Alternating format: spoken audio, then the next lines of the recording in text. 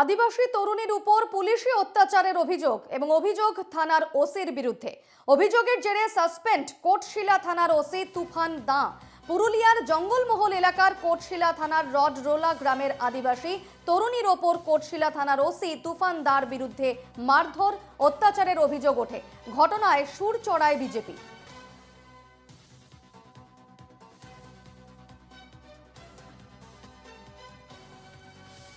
আমাদের সঙ্গে এই মুহূর্তে টেলিফোন লাইনে রয়েছেন প্রতিনিধি বুদ্ধদেব পাত্র। বুদ্ধদেব, কি জানাচ্ছ? সাসপেন্ড হয়েছেন কোটশিলা থানার ওসি, একজন আদিবাসী তরুণীর ওপর পুলিশি অত্যাচারের অভিযোগ উঠছে।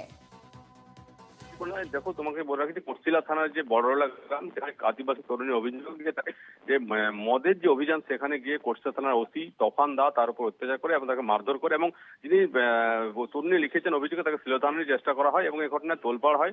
এবং গতকাল রাতেই পুরুলিয়ার যিনি সাংসদ তথা রাজ্য বিজেপি সাধারণ সম্পাদক জ্যোতির্ময় সিং মাহাতো ছুটে যান এবং ওই নিগৃহীতা তরুণীকে নিয়ে কোটশিলা থানায় যান, অভিযোগ দায়ের হয়। এবং যেটা জ্যোতির্ময় সিং মাহাতো বারবার আমাদের কাছে বলেছেন যে তার যখন ঘটনা হয় 18 তারিখে চিকিৎসা করানো হয়নি, তাকে চিকিৎসা চিকিৎসা হয়নি, এবং পরবর্তীতে তাকে রাতেই দেবেন মাহাতো গভর্নমেন্ট মেডিকেল কলেজ হাসপাতালে নিয়ে আসে এবং তার চিকিৎসা চলছে এবং সেখানে তার চিকিৎসা চলছে। এবং এই ঘটনায় যে তুফান দা যিনি ছিলেন ওসি, তাকে প্রথমে ক্লোজ করা হয় এবং তাকে রাতের দিকে সাসপেন্ড করা হয়েছে। দীপর্ণা।